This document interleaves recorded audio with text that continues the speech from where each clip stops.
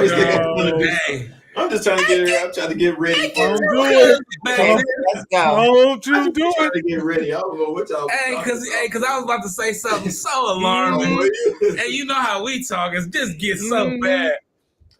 We don't have to do it exclusive behind. But the I got a scenes show and coming charge. soon for all of the raw meat. Show coming soon. Yeah, Pause. Raw meat is crazy. pay for view. Y'all get what I'm saying?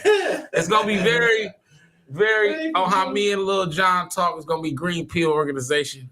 Green pea. Yeah, we're gonna talk about it. I need some. We gonna need some Fat Boy After Dark. Oh yeah, for sure. I got some shit to tell you.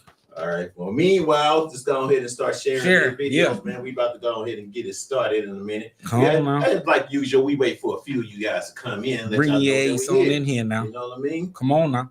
So, if y'all watching, share it with a friend, because the show's gonna be nice. It's gonna be nice. It's the holidays. Happy holidays to everyone, because we don't come on until the day after. Oh yeah, So, Merry Christmas. to everybody. Merry Christmas. Merry Christmas. We appreciate Merry y'all. Christmas. And get through this, and we're gonna go out this year with a bang. How many people I got share? Oh shoot, I got too many people. All right. Oops. Hey, Lift, I just shared that with you, but you don't need to click it. That's okay. All right. Who we got? Anybody in the house? Y'all in the house, let us know. Let us know that y'all are here. All right, talk to us. Let us know what's going on, because we want to make sure that we acknowledge you guys. We like to acknowledge our listeners, our viewers. Make sure that we give y'all some love as well. You know what I'm saying? Because we do appreciate you guys coming on and listening to our conversation. And we do see y'all after the show too. Yeah, we do see. Yeah. Yeah. I know we don't have 200 or 300 people or whatever right after the show, and y'all don't say nothing. What's up? Well, what's up with that? Yeah, we see y'all. I know you there. It's all right though. We seen all the live viewers last time. Mm-hmm. You got any birthday shout outs? Anybody's birthday?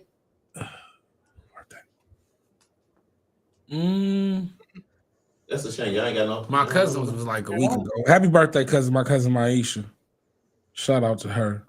Oh, yeah. My child's mother, the oldest. Shout out to her. Happy birthday. Her mama? To Zayna's mom. To the baby mamas? Children's mom. Shout out to the chillins. My children's mother. Baby mama is so tacky. Well, I mean, what it is. And you know what? It's the baby mamas. And I'm a certified co-parent, man. Certified with a That's good. But what do you want to call him? A former lover? I don't. No, let's not. Exactly. No former lover. Okay, we'll leave that one. We'll leave that one alone. She said, "Let's not." Yeah, let's not do that one. Then let me know if Dr. C here, one of them men, say that it's over. Exactly. Oh yeah, she's my former lover. What? Yeah, what? On that note, man, let's get this started. 5, 4, 3, 2, let's go. All our illusions were just a parade, and all the reasons start to fade.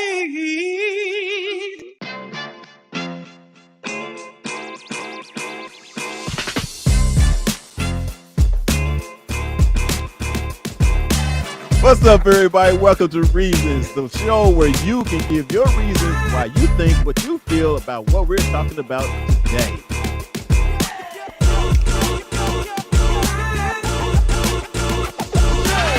We should know this, man. We know. Dear brother, how do y'all deal with erectile dysfunction when you're in a relationship? I wouldn't know how to do it unless I had it. And remember, if they're talking about you behind your back, they behind you for a reason. Peace. I love y'all.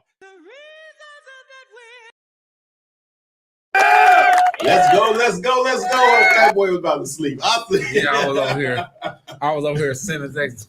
What's what's up? Welcome to Reasons, y'all. Fired Up Thursdays, man. The show where you can give us your opinion about what you think about the conversation we talking about today. It's your boy Fuel in the house, y'all. Fat Boy in the building. You already know what type of time we're here. Black lifting the place to be. Let's go. And this is Dr. C. Here we are again. Come on, we- Dr. C. Right Yeah, before I'm looking for something else, boy. It's the place to be. It is the place. Oh, that's always the place to be. That's what's It's up. the place to be now. Hey, I see Jen. I see you on Facebook. I think that's on Facebook. I see you on. I see you guys be live on Instagram. You see every time I hear Jen, you see my It ain't face. your Jen. Hey, you see that? You see my face? No, I didn't see Hey, it. man. No, he looked shocked.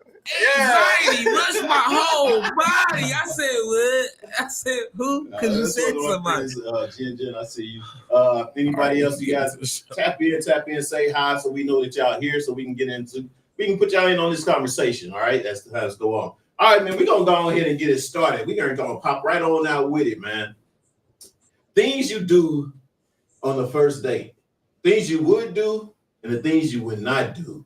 I want to know basically because we have all different ideas on what a person would do on the first date. You know, some people go all the way, splurge and all this type of stuff, and then others want to just do the coffee and the, and I wouldn't consider that a date. I consider that a meetup myself. But that's what some do. So I want to hear some do's and don'ts that you guys, who want to start it off? Who wants to start it off? Dr. C, I want to hear you. Yeah. You want to hear things you do? The things, the do's or don'ts. And okay, because I want a clarification. Is this on a date? Yeah. Or like during the date, or Trying to- places to maybe take trying them, to- or think give me on a date doing ramifications. it. Okay, so for instance, say for instance, if you're find a good conversation, just the rhythm of the conversation, finding a good rhythm of the conversations, you know what I'm saying, could be a do. Don't is like, don't excuse your behavior or looks, you know what I mean? So certain things like that. Oh, okay. All right, Doc, you got it? Well, I don't do a lot. Okay.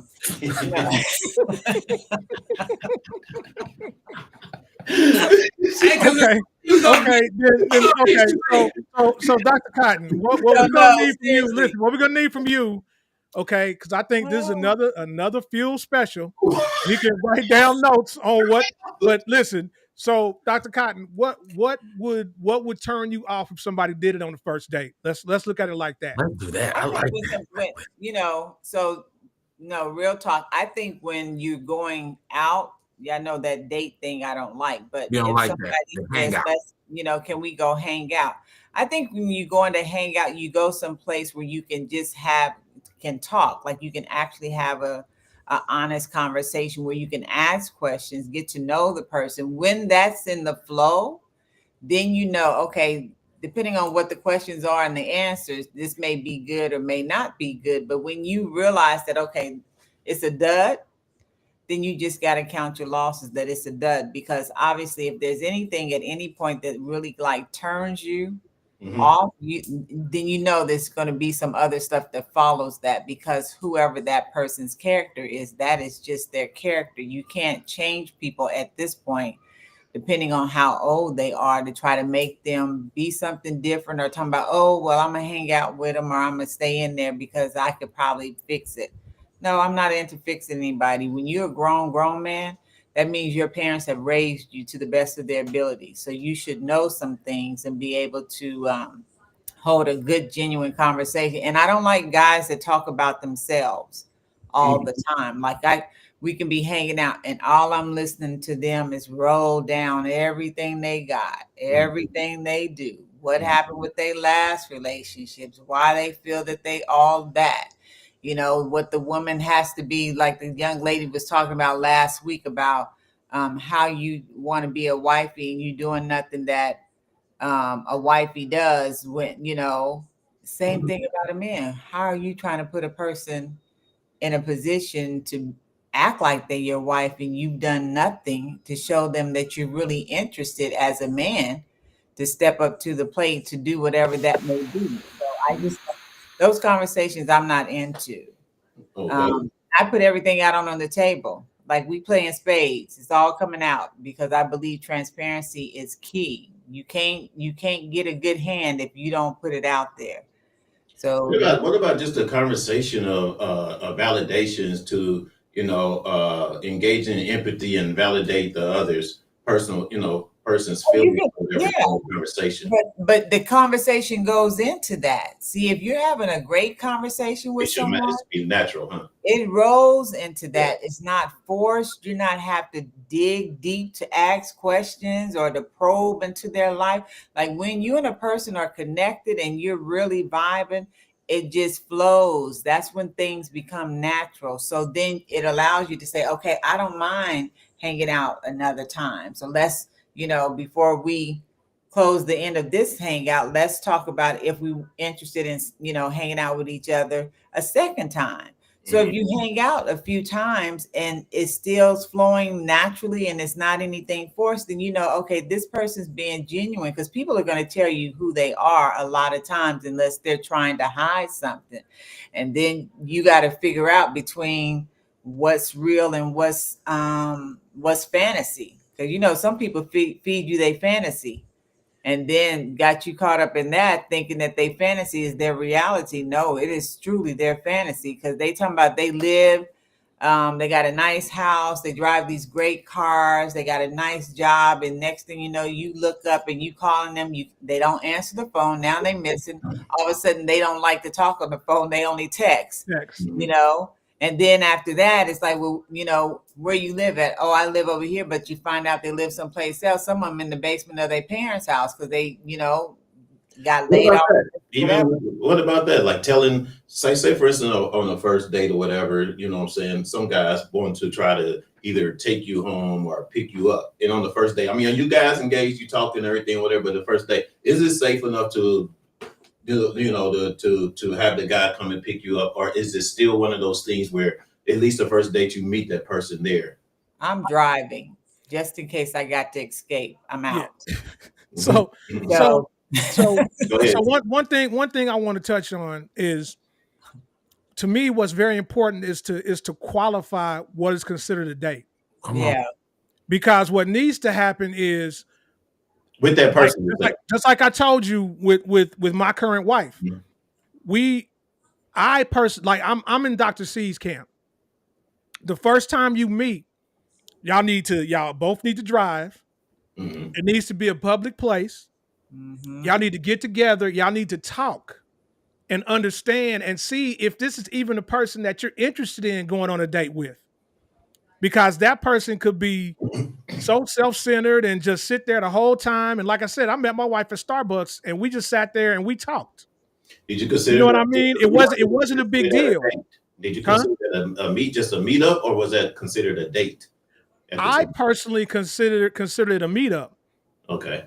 Okay. And then because to me, you shouldn't be dating someone that you don't only know on a tertiary basis. Yeah. You know what I'm saying? You need to find out what they're like, who they are. And I personally want to see you I want to see you in your regular clothes. Mm-hmm.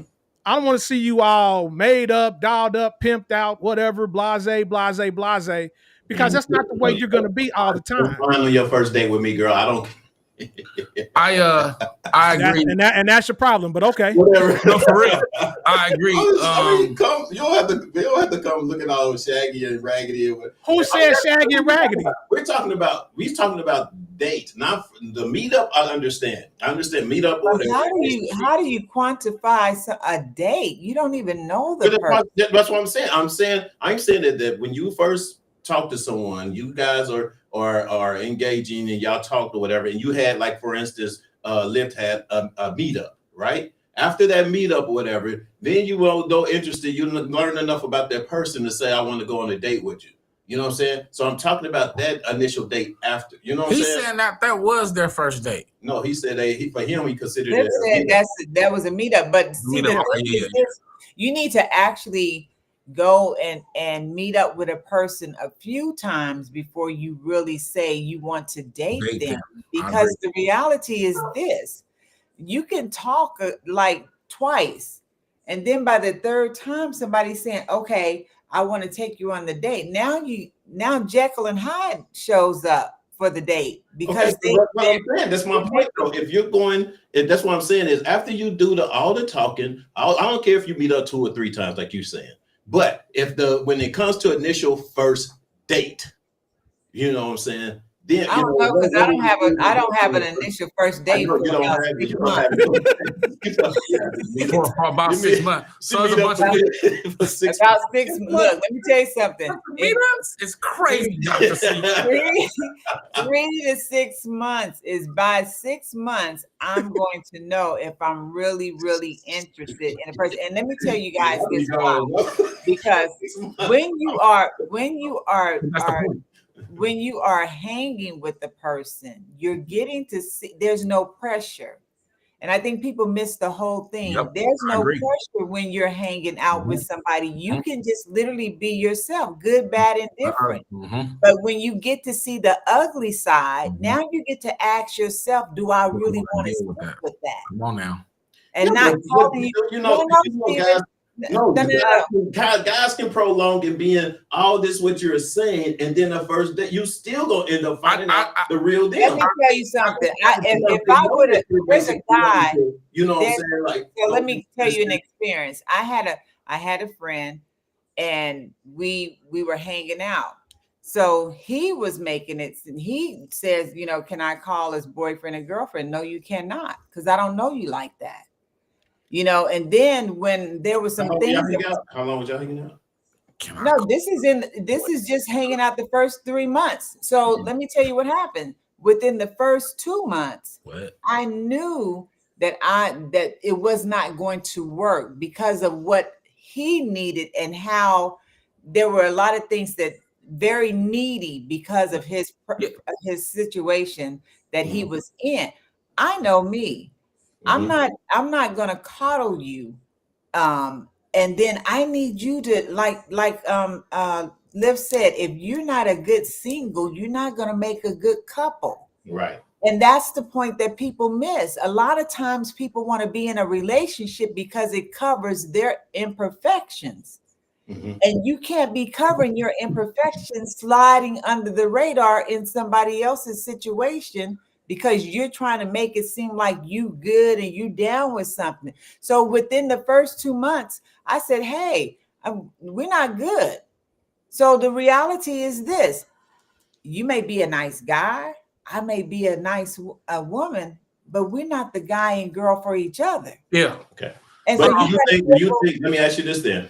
I mean, do you think those first few months or that first couple of months, whatever, he thought everything was all good? No, or did you even why? Because but did you like point out to these things or whatever to where he shouldn't have been thinking about being a boyfriend? So let me tell you something about old school. When you got them OGs, they old. Everything they do I mean, seriously, they come from a different cloth. They old school. Their dating or courting is different than what guys your age may be doing. This is a gentleman that was about 4 years older than me. But for me, I got to take my time, because if I'm going to be connected to somebody, I need to know that dude is solid. Okay, so like you were saying, old school. So with old school back in the day, brothers or whatever, they would court you, do all these things or whatever in the a hope of you guys being together. And then let me finish. And then once you are together, you end up seeing that real person for who they really are. You know what I'm saying? And it takes longer than just that 2 months or 3 months that he courted you, because he's already trying to. Let me finish. So he's already trying to make you like him, so to speak. He's trying to show you all these nice things or whatever, and then you find out at a few months later, this dude's a whole something else. Now that he got me, he's all on this other. Yeah, but this is why, for me, the problem that people have trying to catch me or be in a relationship with me is because I'm paying attention to everything. I don't just pay attention to some things. I pay attention to everything. And when I'm paying attention to everything, that means I'm watching your mannerism. I'm watching you when I say no, and no means no. I'm watching how you respond to the no. I'm watching how you respond to when I tell you something that I think needs to be fixed, or there's something that's a problem for me. It may make me feel a certain kind of way. If you don't have empathy and sympathy for what I'm telling you, if you catch an attitude every time I say something or I ask you a question, that now you got to tell me who you really are. And then if I point something out to you, don't be offended, because if we're getting to know each other, there are things that and he asked me, he said, how do you do this? Because I've been single for so long, and he was just not coming into singleness after being married for so long. He said, how do you do this? I said, because one, I don't take nothing personal. When I lay my head down, it's just me. I ain't waking up to you in the morning. Secondly, I'm always interested to know and understand from a person where they come from. When you get the background on the person, you begin to understand more about the person. When you're not getting any background, all of my exes that I had, I knew their mothers, I knew their fathers. And when I say we have conversation, to the point one of my ex's mom said, Rhonda, don't do my baby like that. I said, Ma, he was your baby. He's a grown man now. There's some things that he has to learn and he has to do. And, we would laugh about it, but you got to get to know the person. And it's nothing wrong. Back in the day when people were getting married, they were really spending time getting to know each other. They were not hanging out. They wasn't going to have dinner all the time. They were somewhere sitting down, having conversations. And when they got to the point to say, hey, I now want to move forward, guess what they did? They start introducing you to the people that knew them the most, because those people had information to share. Those people can look at them and tell you, hey, well, pay attention to that because this is what I saw in him, or this is what I saw in her. Or they can give you your data, or whoever you're with, information about you. So now you're getting close. You start forming a relationship. When you get to that point that you got a relationship now you say, okay, what we gonna do? Are we about to continue and have a commitment? Not date, but a commitment. Dating means I can still do whatever the heck I want. Okay. So that means you gotta you look like you got a little bit on your mind. You're trying to get I'm trying to, because I feel like we put like 5 eggs in one basket. So I'm gonna give my answer. It did kind of go further. I'm gonna give my answer to the question first. I think that everyone had great points on the do's and don'ts. I think that the number one don't is don't come in as someone else. Right? That's the number one don't. As men, if it's a date, and we're going to classify it as a date, not hanging out, right? Because that's a big deal. If it's a date, brothers always have some damn reservations. 2, men, she said it. Stop talking about yourself, self and your fucking Harley Davidson. She don't give a fuck.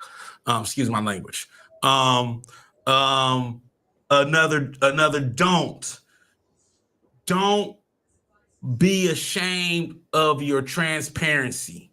right.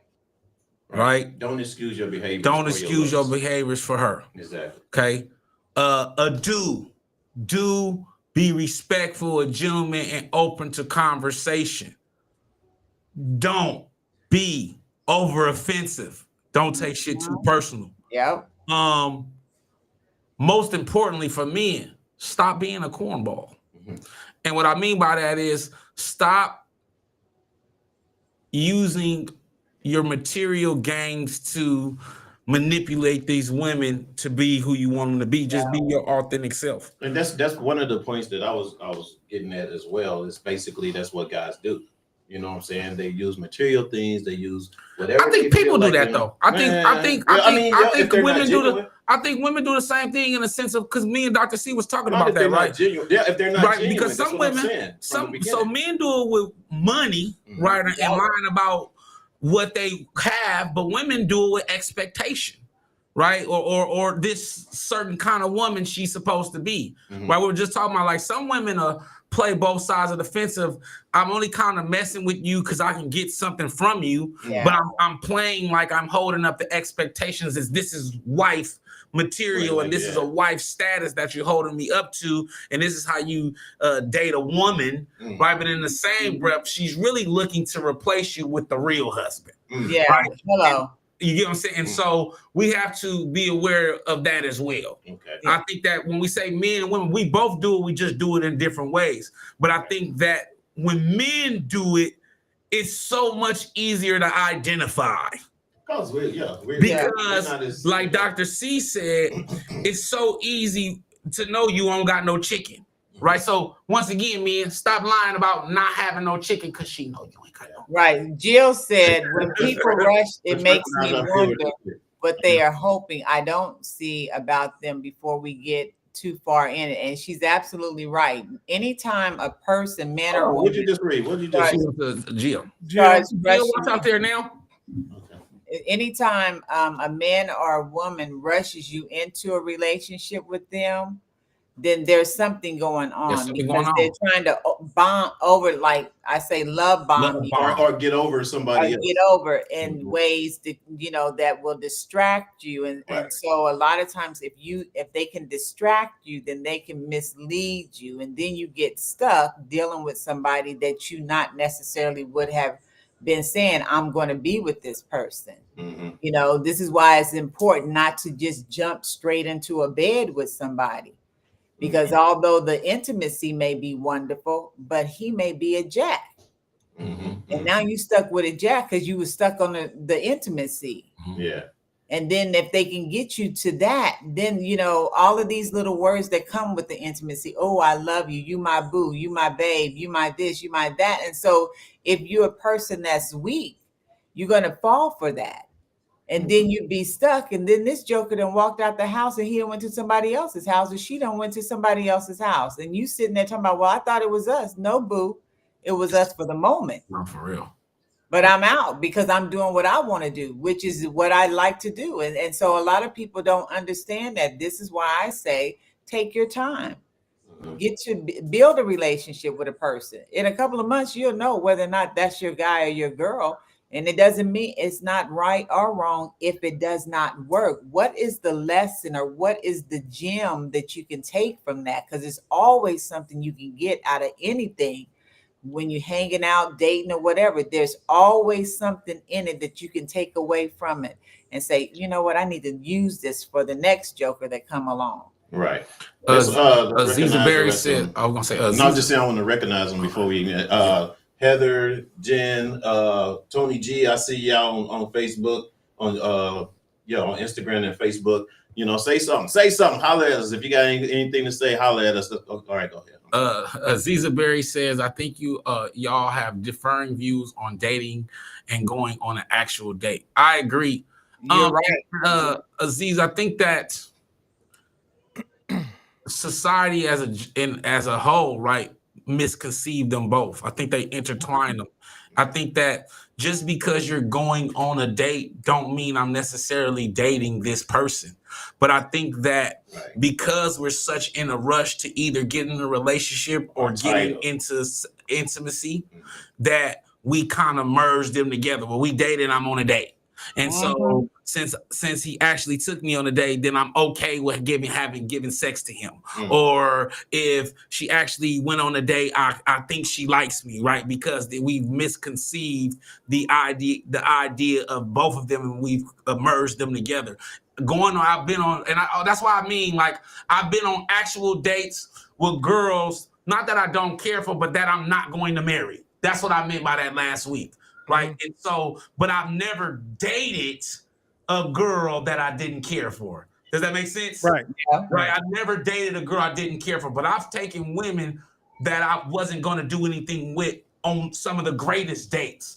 And I think that one of my friends that I talked to, when I tried to explain this to them, because so many men cap and so many men use money to manipulate dating and actual dating, that when I say that, they think that I'm being disgenuine and that I'm trying to, I don't want to take them out. I was like, it's not that. I actually enjoy talking to you, being more intimate with you and this person, because I've taken women I really don't like on dates and I'm never going to see them again. And so if you want me to put you in that category, that's fine.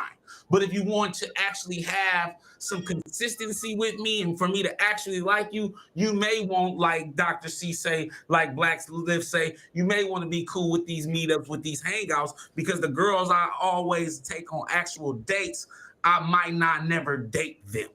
Right. Okay, so when is a good time to when is a good time though? Say for instance, and I'm as you guys were, I understand where we're going, but I'm talking mostly about the first date. Okay. So when's a good time to don't ask or to ask personal questions? Do you wait till your third date? I got a question.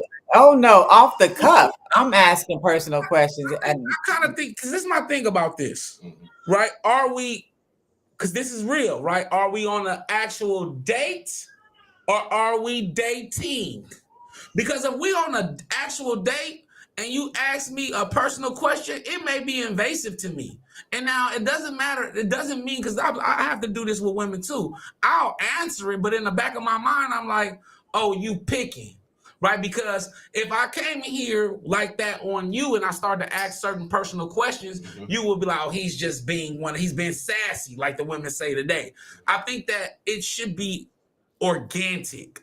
yeah, I think the conversation there should be questions. You should come in with your 5 key questions, but I think that as the conversation organically goes along, you're going to know if this question is appropriate for this situation, for this date, or maybe the next time, or maybe this ain't my person to even be asking my 5 questions. You get what I'm saying? I think because we're on the actual date, we think that we have to ask the questions as if we were dating. Right? Should you or should you not be able to ask any question or whatever on a date with someone, whether it's personal or not, to see if that person's is open enough to even, I'm devil's advocate. Mm-hmm. I got all the things that you say I need, right? I'm the right man. But when you come in, I'm saying like I got whatever the stereotype is, right? I'm the right guy. But when you come in and I may take that as offensive because I may not think that you being genuine. I may think that you nitpicking and looking for certain things. So I think well, and that's the point of asking the question. But no, because this is the what I feel is this. But I don't know you like that though. That's the But thing. look, We don't know each other like that. yeah, we don't know, but I'm telling you right now, what I do, I'm asking whatever I want to ask up front, hanging out with you, because we're hanging out. So ain't no commitment. I'm not committed to you. You're not committed. We can walk away and never see each other again. And I'm getting your questions. And that's why, that's why, like what you're saying, Fuel. Okay, and Fat Boy and Dr. C. To me, when you on a first date, right, you should ask those questions up front. And the major reason is, let's keep it a buck. If we're on a first date and your goal is nothing like my goal, right, then that's gonna let me know where to go with this date. You know what I'm saying? If we, it's cool if we just kicking it, hanging out, and you don't have no expectations, and I don't either. We just having a good time. Look, we can laugh, joke, whatever. Okay, and so that's why those questions have to be established. To me, they would have to be established from jump. Yeah, because that'll influence the direction of the date. Yeah, and like if you or that person are really, y'all may be looking for something, but y'all not, then look, y'all can just have some fun and just, you know what I'm saying, just hang out and kick it and have some fun and let all the pretentious BS just flow over y'all. Yeah, because my thing is this: if you're gonna know up front about me or whatever, the conversation. Because I don't care. It's like you either like me or you don't like me. It's still invasive though. It's not invasive. I'm being open. Now, if you can, because at first I used to be shameful, right? And I hid things. Now I'm open, but in the back of my mind, I'm like, I don't even fucking know you for real. Excuse my language. And so, hold on. In the back of my mind, and this is being honest, when it come out organic, it's different. In the back of my mind is, oh, this is just going to be a date. I'm not going to date her.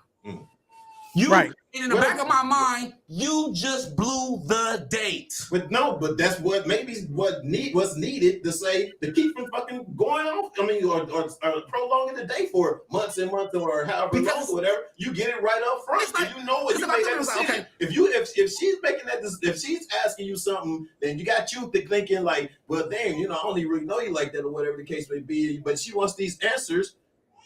That's telling you right there. I don't want to be with that person. Then you don't have to waste I'm telling you my 5-year plans. I'm telling you about my children. Right. I'm telling you about my custody battles. I don't even know if we gonna make it to the second date for real. We ain't gonna make it to dessert, homeboy. What are you talking about? Exactly right. So now, and this is the thing as a dating guy, right? So now I done told all this information to a woman that really I'm not gonna see anymore. Does that make sense?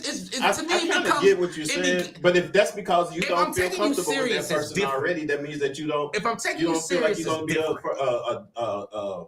be a longer relationship or turn into a relationship anyway. Because if you already feel uncomfortable and her talking to you about anything, then that obviously says that this is not the person to talk to. But I'm not wasting time because the moment I see that Aziza Berry. I'm not wasting time because the moment that I notice it, I place them in a box and they never get out of there. So I'm working my time perfectly. But right before that, Jill had a statement that said, "Fat Boy, I think it's okay to answer a question with, I'll tell you about that as we get to know each other better." I like it, Jill. You see what I'm saying? So Jill is sprinkling that it's okay. It's okay to not answer right away. I like that. Okay, but here's the thing: if they ask you that question, and I don't want to say it's something that's going to upset them. We've discussed this before. What you don't want to do is you don't want to take away someone's choice. That's the difference, though, and I agree. Because if they choose not to deal with that at that time, it's like, all right, man, you wasted my time, bro. You done stole my choice. You waited 2 months to tell me something that you should have told me the first night. Exactly. You just stole my choice. I don't have a choice. I agree with that. Go back to what Jill was just saying too. She said, "I ask all the questions, no filters." That shows how I am. So if someone can't handle answering questions, then we probably should just be friends. Anyway. Perfect, Jill. I agree. Exactly, and that's what I agree. Yeah. Aziza said, "Wasting time, sir." He wasting time, sir. Funny you say. Sounds like you just not ready to date, that boy. We not dating. That's the point I'm making. Why are you there? Then? Why are you there? All right, Aziza said. This done got personal, Aziza. I'm gonna need you to take this offline, Aziza. Now, the questions you don't want to answer is, "Are you married?" Ooh, the question no, you don't I'm want to answering answer that. is, I'm not married. I'm single. Married? No, for real. So this is the thing now. Originally, when I first man, what is baby coming from? That's my nephew. He's having a moment.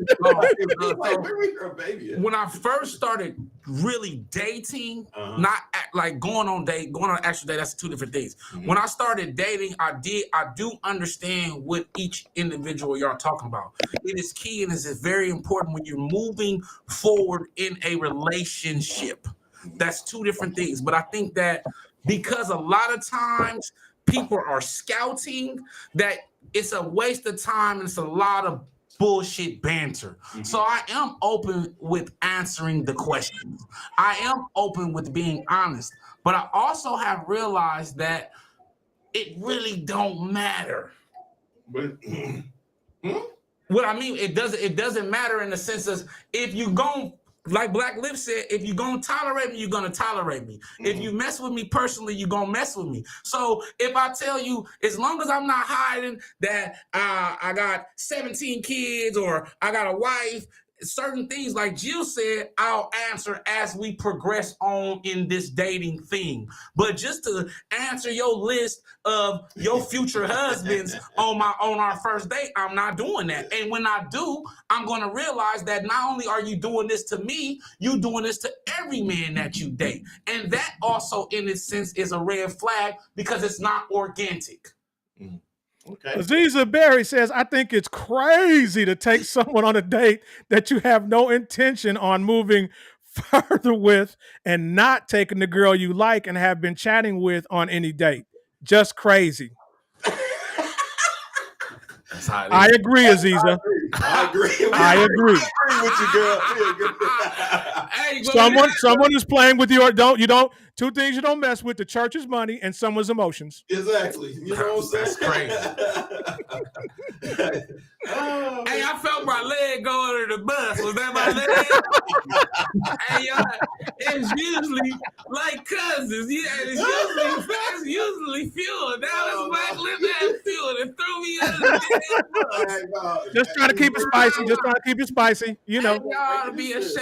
Hey, Jill, help me. Get your husband. Listen, right. We wanna hang out Oh, with a friend. wait a minute. Jill Like just hang out with agreed. a She friend. said, right. If you bored, hang out with a friend. Exactly. Hey, listen. Okay, now. Okay, listen, because this is my thing. I agree, but I'm trying to get out of my maladaptive behaviors. Because moving forward, you're absolutely right. I'm not moving that way. I agree. I absolutely agree. But sometimes what I've learned, therapy, dog. sometimes what I've learned, all jokes aside, what I've learned in dating is that for a long time, you use that to get what you wanted, right? I don't think that until I began to become more serious that I actually taking a girl on a date more serious. And that I also value, as Dr. C said, the more intimate times that we do spend together, right? When we actually picking your brain, when I'm actually learning who you are, when I'm actually learning about your past traumas, because those are the things that make me fall in love. So when I say, yes, it is in the sense of wasting time, but I actually don't, because I weed those women out. And I spend more time with the women that I actually care for. And it's not that I don't take them on a date, it's that I when I do take them on a date, I'm dating them. Right. And so I make it, because I don't want to date a girl I actually like and then mislead her and lead her on as well. And so it's a method to the madness, because like Black Lift said, I don't want to play with anyone's emotions as well. So it's calculated. It's risky, but it's very calculated. And y'all, my leg is on the other side of the road. Anyway, but Aziza, to be dead honest with you, Aziza, part of what we do here, or part of what we're trying to do here, is to get people to understand that if you're not a good single, you can't be a good partner. If you're not good by yourself, you can't be good together. Right. So part of what Fat Boy is doing, it's a process, and he has grown so much because he understands that, and he takes that to heart. That if you're not a good single. So as Aziza says, how long does it take you to decide to take someone on a date? 2 months. So I'm kind of moving towards Dr. C. I'm about to 3 to 6 months y'all ass out here. We hanging out. I'm with Dr. C. My goodies is precious. Pause. Bro. So look, Aziza, you gonna keep waiting? Let me talk to my girls, because the thing is this: you don't want to be rushed you don't want to be rushed in something, even in 2 months, unless you're really having real conversation about a lot of things. So if you are a parent, you got kids that you got to talk about. That would be a part of that whole dynamics as far as relationship. You know, your parents, your siblings, you know, you got work. There's a lot of things that play into when you're getting to know a person, and truly you being your authentic self, and preferably they show up being their authentic self. But then there are things that you will know that you don't like, that you see that it may be, as people say, red flags. So I say, can you handle a red flag? When the flag has been thrown, can you handle it? And that's where you got to be honest with yourself. That's why when you're hanging out within those 2 months, there should be some red flags that show up. It's gonna be a turn Even if you like the person and you say, I can handle this, at least you're getting to choose to handle it, not because you're being thrown into it or they were hiding the red flag from you. So you give yourself a chance to really get to know the person. When there's no expectation, there's no press to be intimate. There's no press that you got to act like you, my husband, and I got to act like I'm your wife. There's no press that I need to cook a meal and make sure that you come into my house and have dinner and all of that. It is genuinely be yourself. Let a person see you for who you are. There's no expectations in hanging. There is none. Right. And that's the thing about it. There's no expectations. You can have a good time. And even if it's just nothing else but just being a good friend, then you're a good friend. Because let me tell you something, I have a lot of male friends that are, and I've been knowing Stephen over 30 years since school. So a lot of my male friends I've been knowing over 25 years. And when I say I can call them dudes and say, hey, what do you think about this? Or we can have conversation about different things that's going on, or just ask questions to see what's going on in each other's life. You need to have men that you can talk to as a woman, because you got to always understand where a man is coming from. When a woman is talking to all of her girlfriends, you're not getting the things you need to know about a man, because everything is coming from a woman's perspective, and vice versa for a man. You got to be able to have a female that's a good friend that you can have dialogue with, that can tell you what it is to be a woman. Or if you're wrong doing something, you can say, hey, that ain't cool. Like, don't do that. But you got to, pay attention to everything. It's not about just because you got the warm and fuzzies and you got the butterflies in your stomach at the moment. It is, hey, can I handle this guy's or this girl's red flags? Is it something that is going to make me be like, no? Or can I say, okay, I can move forward? And as Stephen said a few episodes back, when he was dating someone and she had some mental health challenges. Well, she never gave him an opportunity to even address or say he wanted to deal with that. Right. He had to find out in a way that was not pleasing to him, because this is something she should have shared. But it also speaks volumes that a lot of the conversations that should have been had, she was hiding. And it didn't work until she couldn't hide it anymore. Right. So, no, 2 months may be long enough, and it may not be long enough for some. 2 months ain't long enough for me. So I need to. She said you're going to keep waiting, and she going to be gone on another date with someone else who ain't playing. Shit, man. Congrats. That was you gonna say too, Dr. C. Come on, Dr. C. I'm with you. Hey, type shit, man. Hey, gospel. Hey, and look, let me tell you something. If you walk out my life, you were supposed to walk out my life. I ain't feeling nothing about it. So if you roll, you out. It's the one you won't wait. I agree. It's the one you won't wait. Yes, if you the one you won't wait. But read the rest of it though. You will feel it and be driven to spend time with them. No, not rush, but excited to learn more about them. She's not talking about taking nobody on no date. Right. And it's she's talking about hanging out, getting to know, chilling, learning sex without learning intimacy without sex, learning that kind of stuff. Oh yeah, you gotta for me. So I'm just being very, very transparent. Right? You got to be able to blow my mind with no intimacy. Come on now. That means you got to have the right conversation. You got to have the right, just talking a lot of good trash to me in order for me to be like, yo, you can stimulate my mind. You got to have some wisdom and knowledge with you. Sure. You can't just come to me just talking about all that you want and you think you're going to do. You got to have something with you, and your life has to show me that you that guy. Not you talking about it. Your life has to resemble what you're saying. What you're saying. Exactly. I agree. What's the last get these comments, then we go to history flag, red and green. Oh, okay. Man, with y'all private chats, y'all keep popping up on my. I do have men that I can ask for advice. I do, and they have a lot to say. Yeah, that's true. I mean, it is good to have friends, of the opposite sex or whatever, to be able to talk to, because I need Aziza on this screen so I can. Come in on the show. We gonna please no. We gonna bring her on the screen. Come on the show. Marshall in the Yeah. house. What's up, We big gotta Marshall? go to the next topic. All right, man. We got Oh, hey, because what we not gonna But do seriously, today, though. y'all, all jokes aside, great. Hey, Aziza, thank you for all the commentation, Hey. yo. For real. For real, Type for real. shit. Hey, Now, check it out. Check it out. what we not gonna do? Hold on. Wait a minute, Marshall. Hold on. I came in late. Who's the cute girl? I got some. Listen, hey, I told Hey, you. man. Marshall. Mistletoe. He got mistletoe. Marshall. Yeah. That's why we love you, man. Now, hey, man, this boy, That was a wow. compliment for you, Rhonda. He's talking about you, Rhonda. Mhm. Oh, You're the only girl on here. Exactly. I got some mistletoe. Hey, It's crazy.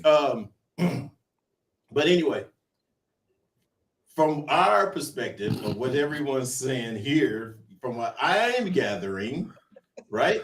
Mhm. We're saying, Mhm. we're saying, y'all stupid. Oh, Aziza said, "Don't be switching topics." Ain't that a wow? We about to go to the next We gotta topic. go to the We gotta next go to the next topic, topic. Aziza. But just to finalize basically what was said for this topic that we just finished in here up here before we get into history of blackness is that basically you guys are saying just kind of hang out for a few months or however before you actually go on a first date. A real first date. A real first date mhm. is what we're saying. Hanging out to get to Get know. to know a person. It may save you a lot of time Yeah. as In the to, future. in the future for, if that person is right for you or not. So, And it would definitely make that first date a lot more special. I yes, agree. yes. The All right. build up would be dope for So sure. we hope, Exactly. we hope you guys. We hope you guys got that. But now it's time. It's about that time. You ready? You shook, boy. You shook. Look at Is you. he shook? I ain't He's like, shook. I'm just he's I in a got whole so other much. world right I now. got so This- much to say, but so little time, y'all.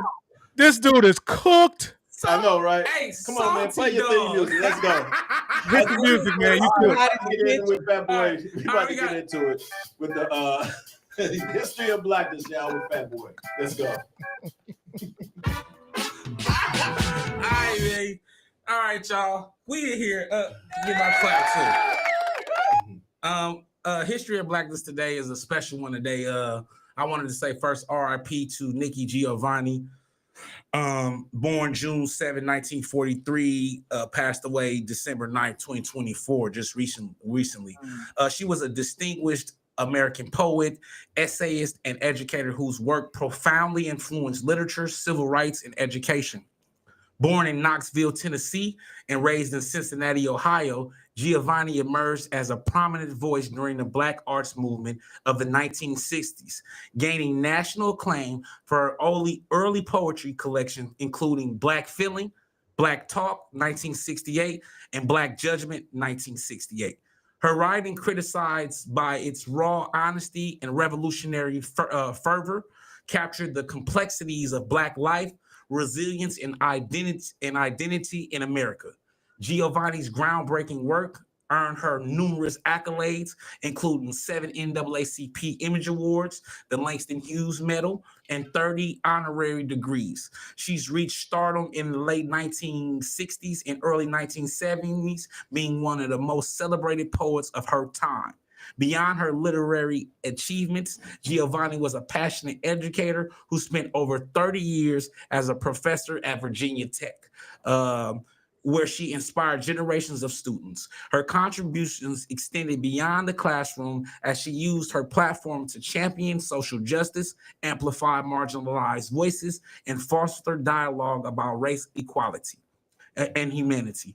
Giovanni's legacy as a revolutionary thinker and cultural icon endures, cementing her place as one of the most significant figures in American letters and a global advocate for change.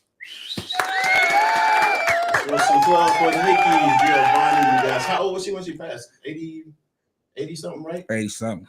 Yeah. She lived a nice life though. Yeah. Mhm. It's just passed recently, right? Mhm. Yeah. Just Yep. last Last week. Yeah. Mhm. And we was gonna do it last Love week, for her. but I sometimes I We go got blank caught up. We got and then caught up forget with the some- names yeah. and boom. But yeah, shout out to her. I think that especially not just because Dr. C's on the show. I think that as Black men, it's also it's extremely important that we also uplift and recognize the Black women who've paved the way for us to be able to sit and talk reckless how I talk in here too. So I talk crazy, but I definitely always recognize the women and the men before us, especially the women like Nikki Giovanni. She was amazing. She is just as powerful and as a spearhead as the civil rights movement, as Malcolm X, as Martin Luther King, as Medgar Evers, as Rosa Parks, Maya Angelou, and the list goes on. So I wanted to definitely shout out her. She's the Stokely Carmichael of the women. She wasn't playing. Right. The Dr. Angela Davis, you know, they run, they ain't playing and they will shoot you. I'm just saying. Don't get it twisted. Shout out to the sisters, man, for real. Right. Yeah. That's what's up. That's what's up. Get to that last topic. Yeah. I was waiting for this topic because, of course, it's the holidays and everything. Okay. You know what I'm saying? We got to think about our cheering. We got cheering. Yeah. So I guess I'm gonna have this. Hey, Liv's doing the Dear Brothers and Sisters. What we got, Liv? Okay, give me 1 second. You hit me on that one. Yeah, I figure you probably forget. So you ready? So the Dear Brothers and Dear Sisters, it's like because of holiday season. The question is, Dear Brothers and Sisters, would you buy all your baby daddy and baby mama's kids Christmas presents during the holidays, or just yours?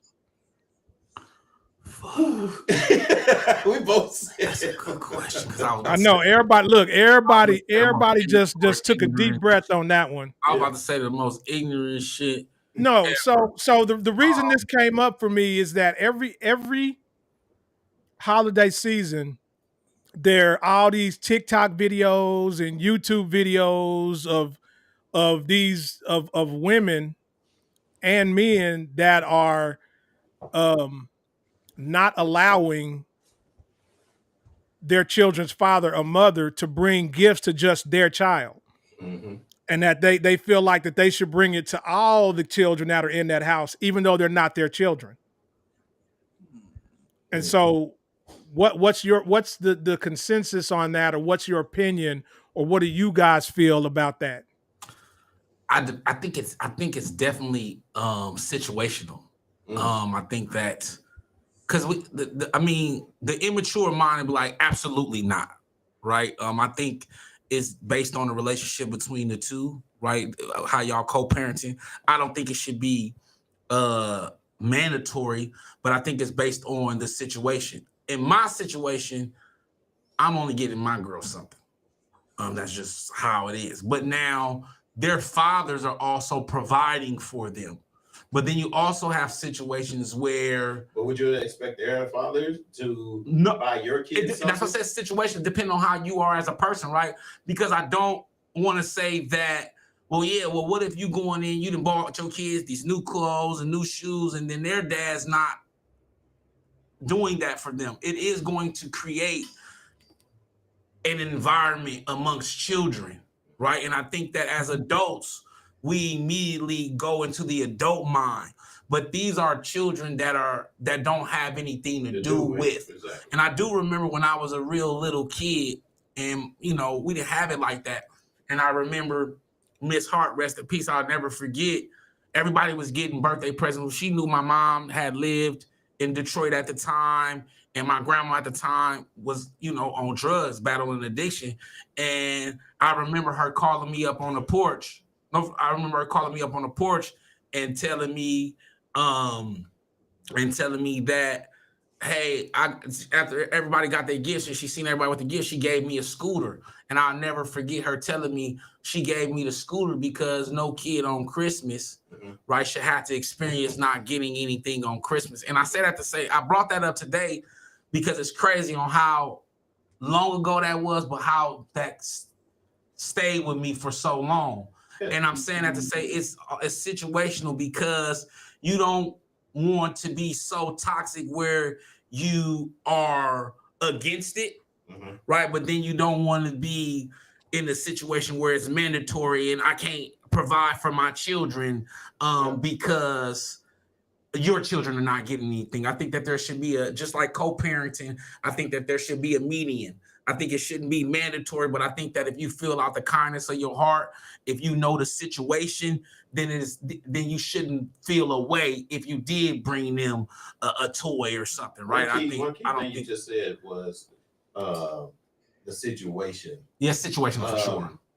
And sometimes, you just don't think of just a holiday. You're talking about throughout the year. You know the baby daddy. Yeah. How long you know the baby? You know how y'all get along as a whole, as a family. So it shouldn't have to just come to Christmas to have this guilt or feel about what you do on that day. You should already know because of the relationships that you have with her and him and the baby daddy, whoever, the other kids. You know what I mean?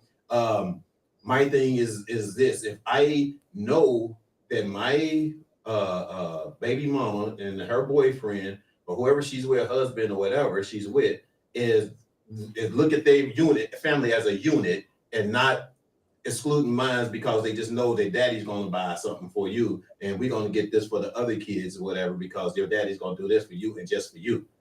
He should be on some, this is our family, I'm buying. So if I see that and I know that, of course, I'm buying them all. I got to buy them all something. Buy my kids something. You know what I'm saying? So so it's all on the relationship, you guys, as to what you have and what you have, of course, with that baby mama. I say baby mama because of course we got baby mama. You know what I'm saying? So if my relationship with the baby mama is good, and and throughout the year we ain't doing no extra separate stuff. I only buy my kids clothes, my kids school clothes, and not nothing or help out. For his kids, and he's paying for my kids' school clothes too. If he's doing both, yes. If we have an understanding that how we're doing it separate, then yes. You know what I'm saying? But that's the conversation we have to have or whatever. I think this topic arrives though a lot out of the situation as you show those pictures. A lot of these situations come from split homes, right? Broken homes. These are broken home issues. I think that when I'm a husband to a wife who had children already, those are my children. I took that ownership already, right? Yeah. And so I'm purchasing gifts for our children. These are our children. There is no that's his child. I think that it becomes like that when it's split up, right? That's right. There's no real foundations. Essentially, what you're saying is there's no throughout the year. That's Mr. George. This is Pops. We hang out. We a family, right? That's the community. And I think a lot of times this is used to manipulate. This is women using situations to manipulate fathers to either come back or do what they want them to do. I think a lot of time when it's coming from a healthy position, these conversations never happen because I'm never going to, especially if I got it like that, I'm never going, if I know your children ain't got, I ain't gonna come in and bring them like Santa Claus and bring my kid a bunch of shit and not bring your kid a toy. Yeah, but let me say this, but there are men that do that. Because one, they don't like the fact that if a woman moves on because he has not been the man he needs to be to her and his children, now he has an attitude that she got a man that is saying, hey, I'm stepping in and I don't mind doing my part to help you because I know you need the help.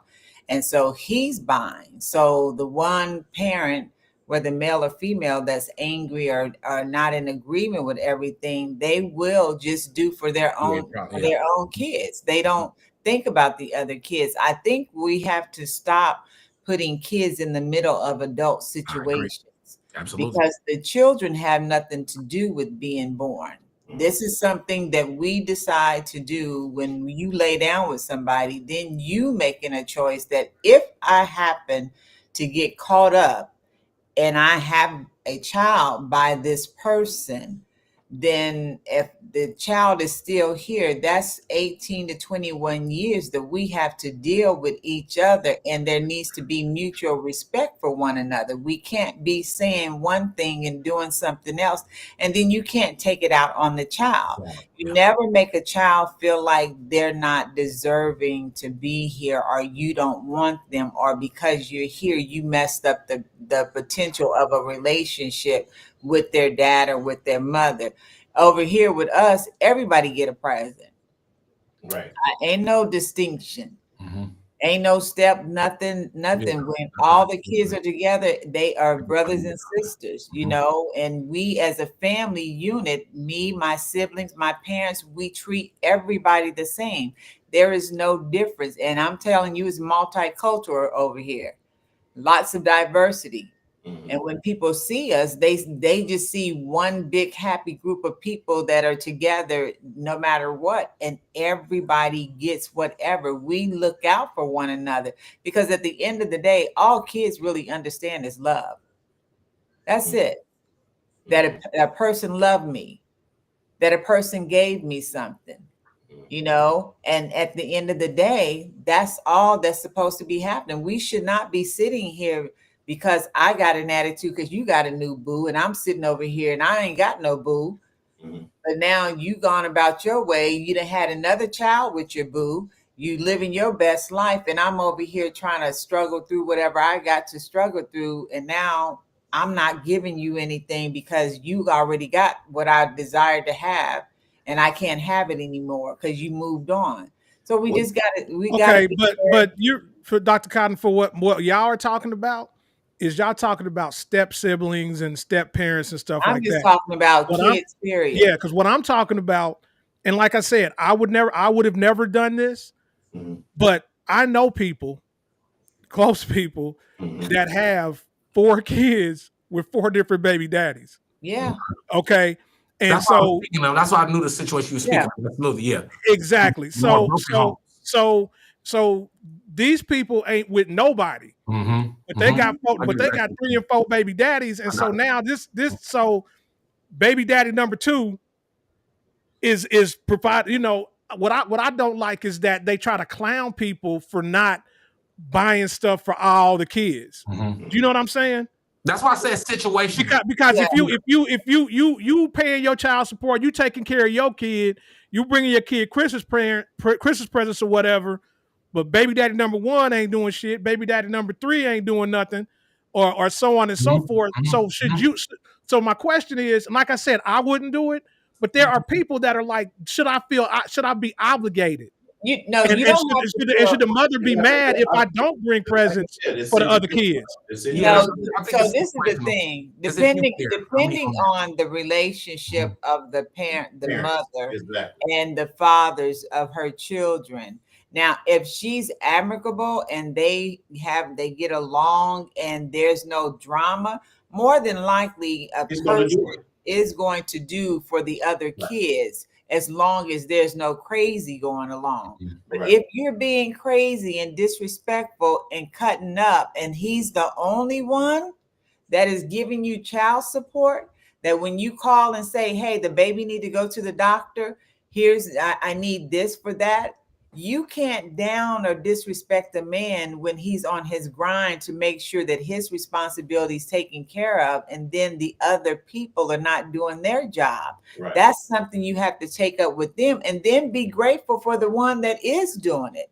Exactly. You know? So should he be disrespected for not doing that? Absolutely. No, he should not. So, but she can have a conversation and say, hey, I understand that you don't have the obligation for the rest of my children, but if you can, because I appreciate it. I would appreciate it, even if you have to take a little bit from our own, because they already got a lot. You know, they getting anything they want if he's in there doing what he's supposed to do, and just bring something, one gift. would be And then fine. all that should be established throughout the year. But Not it's just wait till sometimes the too, holiday you and don't y'all wanna look, let me tell you start talking something. about who's gonna pay for it, and your baby daddy ain't gonna get your other kids number, and then you want to just put it on this one man. No, You know what I'm saying? it's not. You- The it's- thing is it's this. kinda like if the relationship with me and her is good, right? If the relationship me and her is good, we're talking throughout the year. We're talking, so we're cool. You know what I'm saying? And I already know some of the things, and she comes and be like, "Well, the other kids, I don't have much to get for the other kids or something." Yeah, okay, babe, I got it. Don't worry about it. You know what I'm saying? Because our relationship as a parent or a grown Right. person, It has adults to are be good. good. But a lot of relationships aren't always good. No. Always a lot of relationships is Court order, child support, blah blah blah. whole drama behind it, But right? I think And then when those it are comes to the relationships- holiday, then everybody's looking at, who's going to do what, and Yeah. why this person should be able to give them all, enough for the other kids and all that type of stuff. It's not going to work. That's not going to happen. It's the relationship that y'all established throughout the whole year, or throughout, just period, as a person, as a human being, as parents or whatever, before you can just sit here and say what you need to give to the kids. That I part. think so, and you're right. But at the same time, as a person that's just human, That's what I'm saying. It's situational. it is situational. But as a person that's human, that has empathy and sympathy, whether or not you and the person get along the way you feel or want to, children don't have to suffer. And the fact is, it looks crazy when you got one child in the house that is receiving gifts and the rest of them are receiving nothing. Because if she doesn't have it like that and she's barely making it, then she has to figure out what to do in order for it not to stand out so much where the kids feel bad. Because you don't understand, children start feeling bad when things are not happening a certain way and they're seeing another child in their family getting things. And now here comes a little resentment, anger, bitterness, hostility toward the one child. They start acting out, and so you don't want that. So you want to make sure that it is as cohesive as possible. And this is why, if you're going to open wide, you need to be able to close and then form relationships that you never had before. Because now you wait too late to try to demand something on someone instead of having a good understanding about how things were going to go when a child is brought into this world. And now you got 4 or 5 other children that you now having to, look out for. And you have the one who has a parent, whether it's the mother or father, that's giving.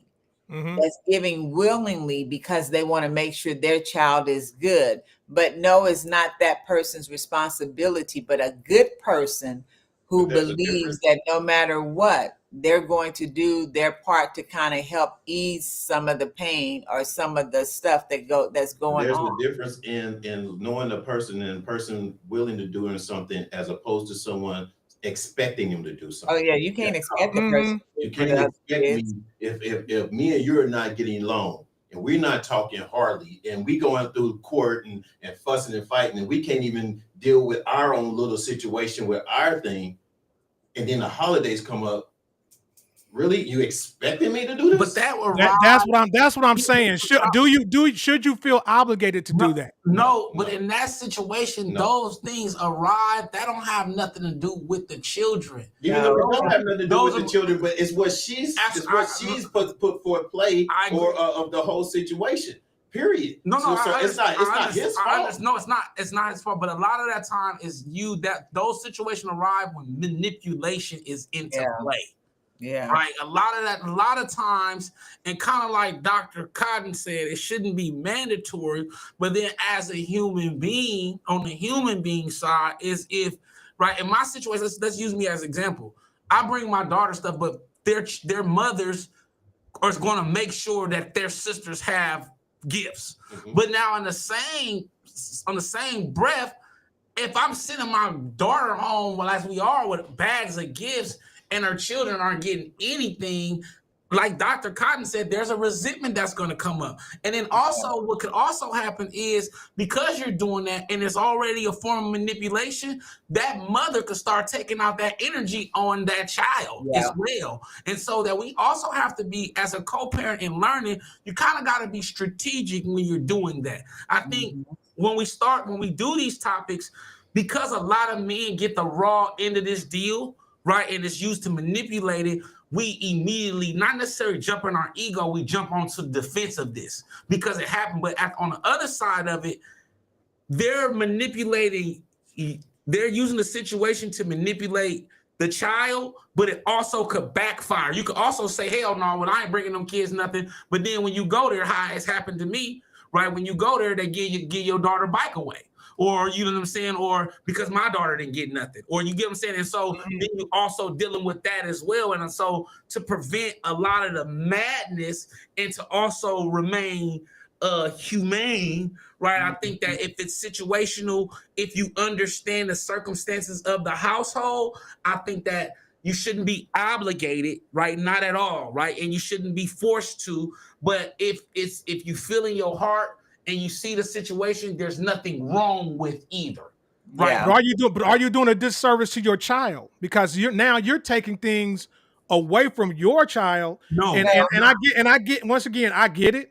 Once again, I wouldn't do this, but I'm just looking at it from that standpoint. So you're not taking things away from your child to give to other kids.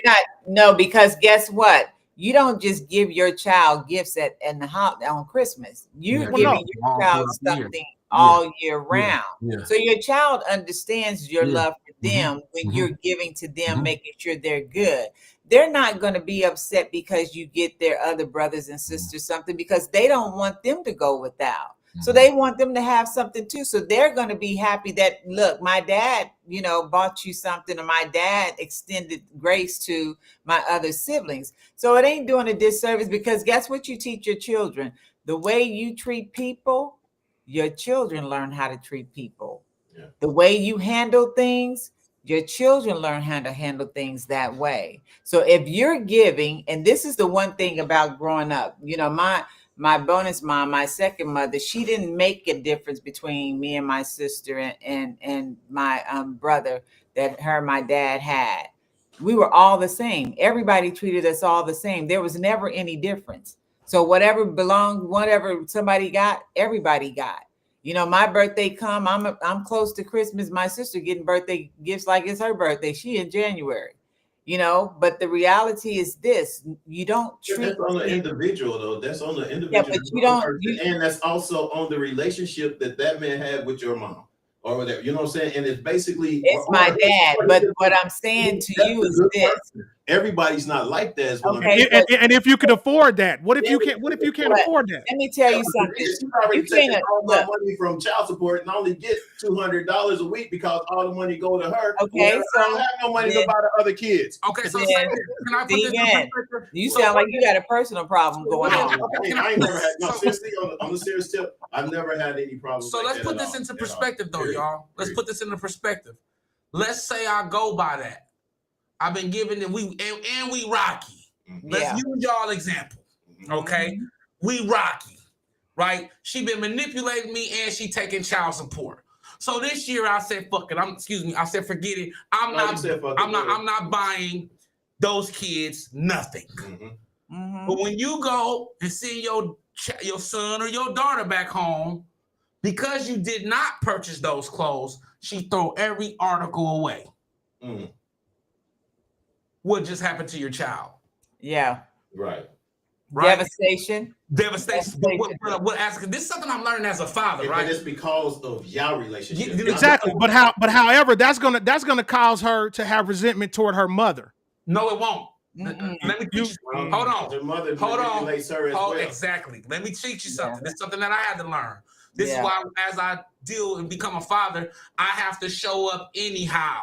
Because what happens is because they spend more time with the mother, they're going to manipulate them to say something otherwise. Right. And that one reason when they get, because my daughters now understand that what dad was going through when they was 5. Yeah. Right. And they like, I know how they do my dad. But They didn't understand that then. They just thought that dad was not showing up. Right. And so a lot of times, instead of being in our ego, and if I just bought them a dreidel, or if I just bought them a jungle gym that my daughter can also share, that they could share. And I'm not saying I dealt with this, right? But I'm saying that I could also prevent an issue for my daughter in the long run.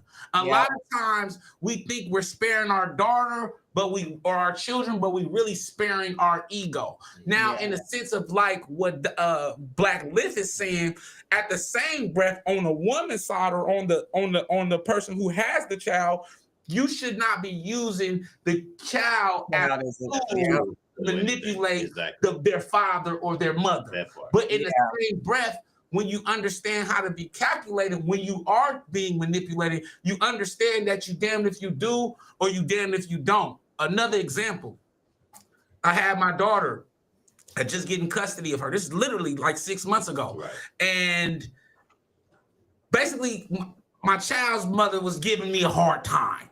And I went to go pick her up. I go to pick her up, but she wants to go to this party, but it's my weekend. It's dad's weekend. I done fought to get custody.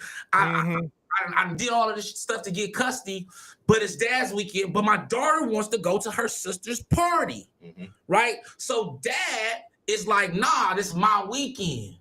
You're not going to that party. But then as I become a father and I grow, if I take I learned in the situation is that I'm driving her and I get her to the party. She was so happy about the party that I took the experience of the party for her because of it's my weekend. She would have never forgave that. But this, of course. But this is what I learned though. In the same breath, because I did drop her off and then pick her back up that Tuesday, it tightened our bond. Yeah. Of course.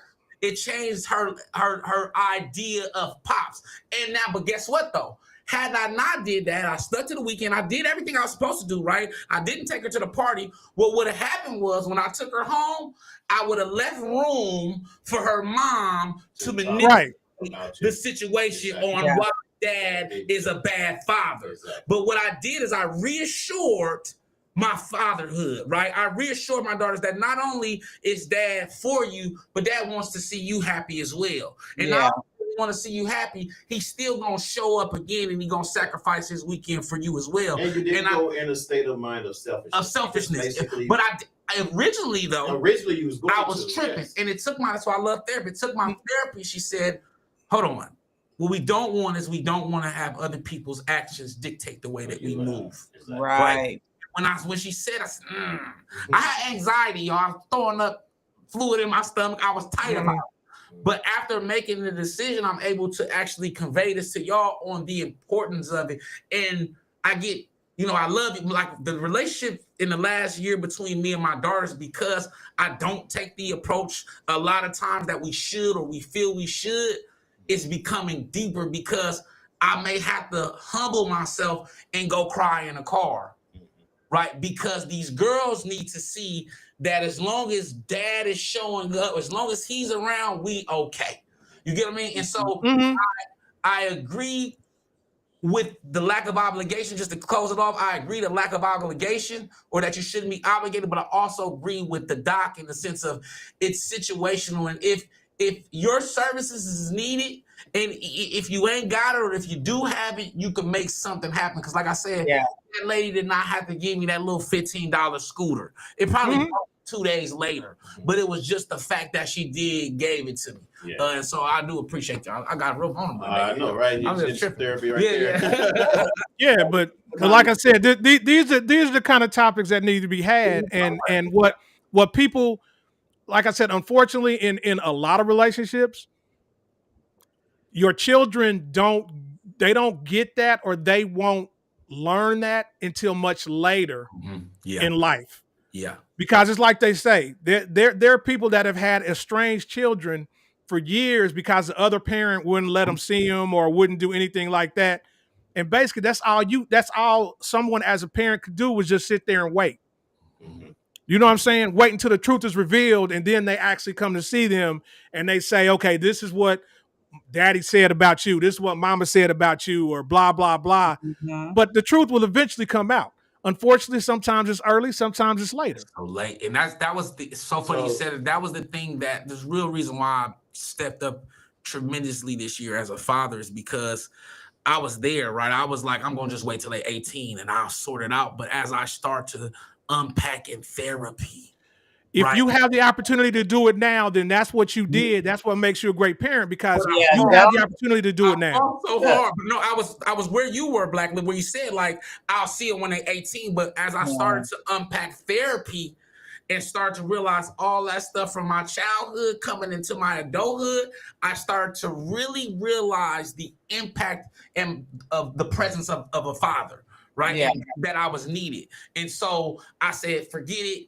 I've cried, y'all, on being a father 45 times at least this year. Just on that's good.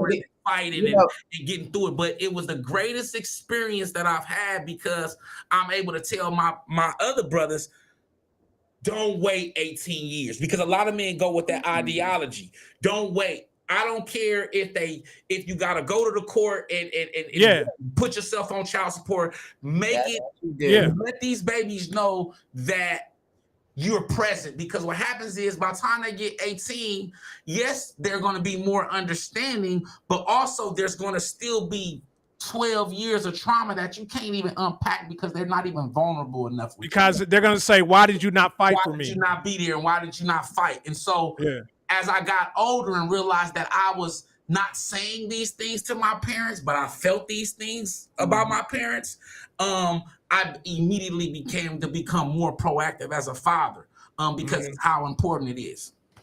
I think if you have, one thing about having girls as men, you have to always understand where you were in the dating, and trying to get to know a young lady. The best thing that could ever happen for a little girl is for her to be in love with her father. Because her dad sets the tone of how she looks at men, how she will accept a man, what she will put up with a man, and when your dad shows you what being a gentleman is, then you understand the power of a gentleman in your life, someone that knows what to do, how to comfort you, how to cover you, and how to make sure that you're secure and you're safe. When girls don't have that and they can't have those relationships with their fathers, they begin to take on and go for anything because they're looking for something that they did not receive at a young age. And no matter how much, mothers talk about dads or say something or whatever, it does not take the place of a young lady having a bond with her father and knowing that she's safe and secure, and your father is reassuring you that. And all the things that happen, it could be 100 kids in the household. But if dad is saying, hey, you're good, you good, all the kids are going to say, oh, we good. Dad said we're good. Yeah. And so for a fat boy to take the approach and to come out of being selfish and understanding that for the interest of his daughter, the best interest of her, the fact that now she can trust him, that when he says, okay, you can do this, or I'm going to do this, she knows my dad said it, so it's going to be done.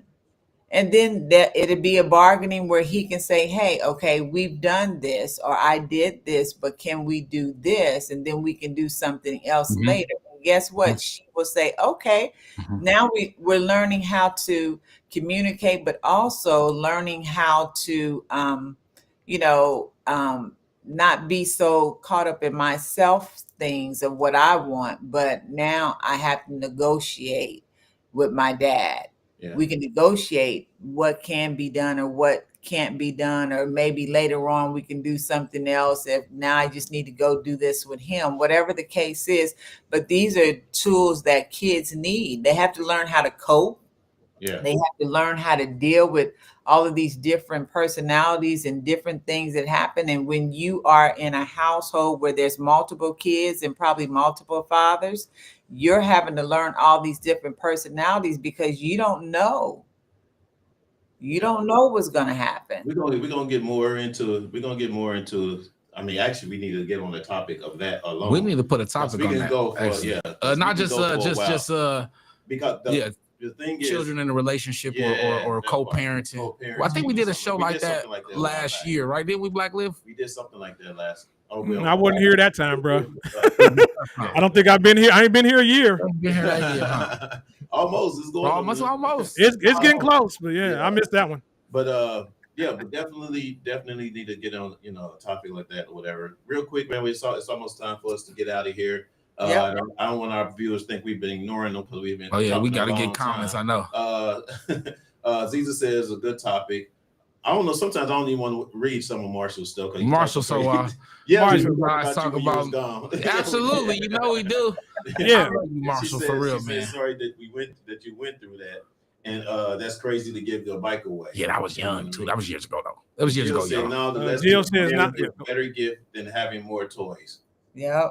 Okay, I agree. That's a great teaching your children. That's very important. Jill. That's a good. Great. That's a great point. Now the kids are playing the toys together. That's a whole nother thing. Yep. Marshall's stupid. Wow. Miss Dr. Garrett Cotton married. I think she's great.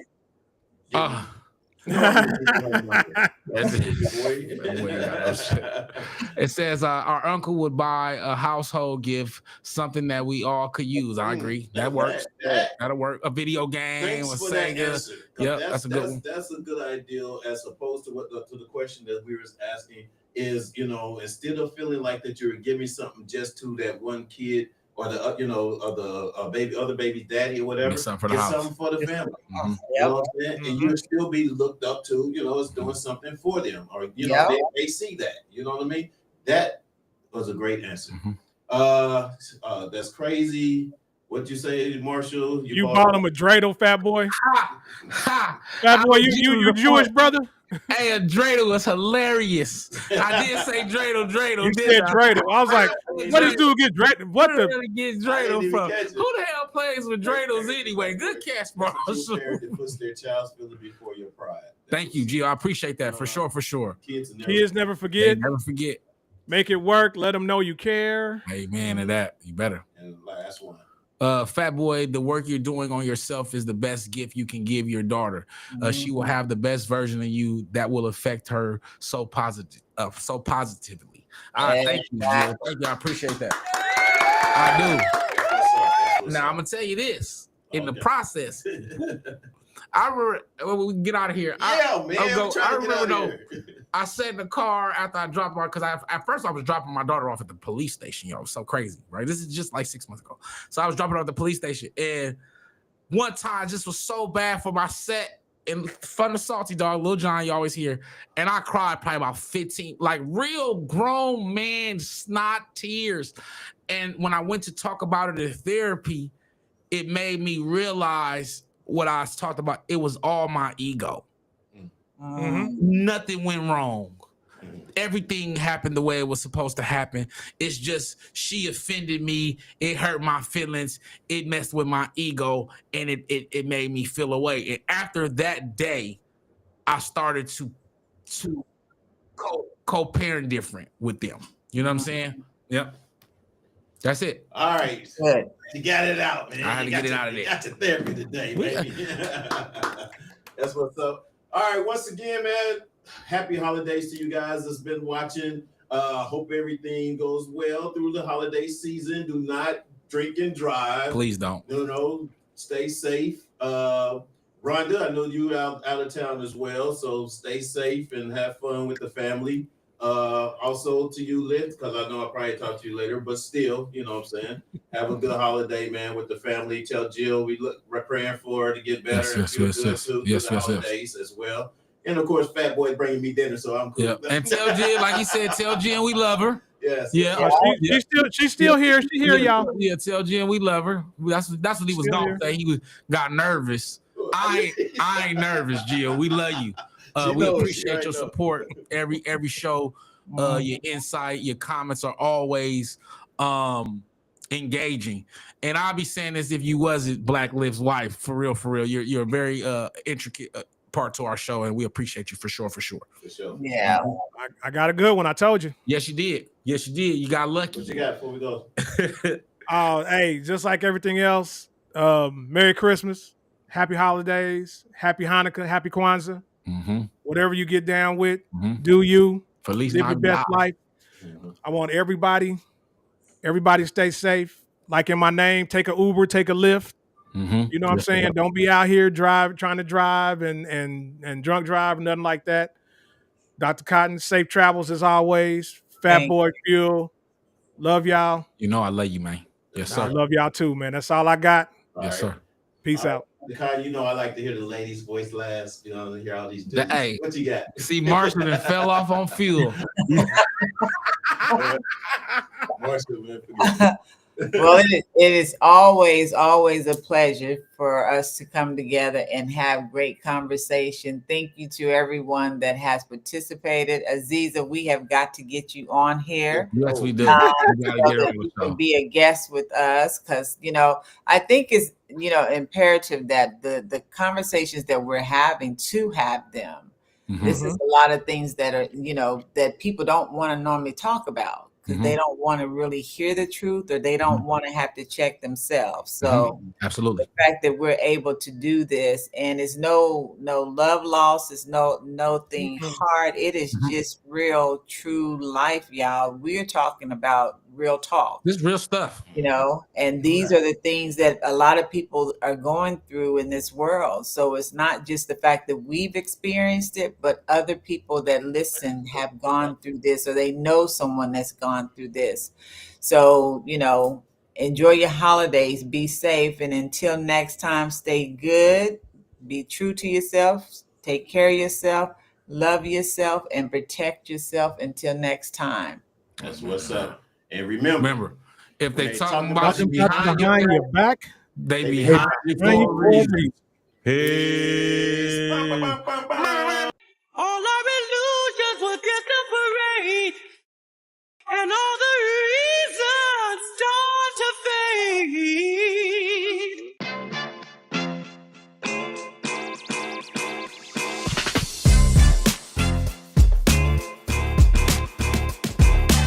What's up, everybody? Welcome to Reasons, the show where you can give your reasons why you think what you feel about what we're talking about today.